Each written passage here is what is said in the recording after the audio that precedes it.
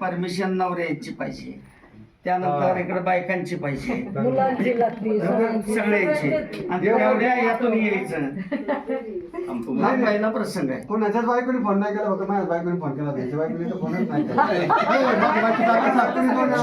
2 मिनिटं आता माझ्या बायकोचा फोन चालू झालता, म्हणलं कार्यक्रम चालू आहे. काळजी येतात कराय घरी परत.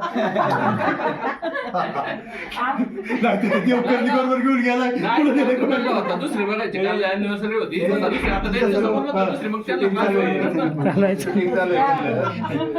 आपल्या बोलत नाही. आम्हाला पण चेष्टेची सवय असेल, वहिनीला पण चेष्टेची सवय असेल. त्यांच्या समोरच रात्री म्हणला हा, मग होय निकाली आमची होई तेव्हा. मामाची पाहिजे. बोलत नव्हती पण तुमच्यासारखी आमची. नातं होतं पण ओळख नाही.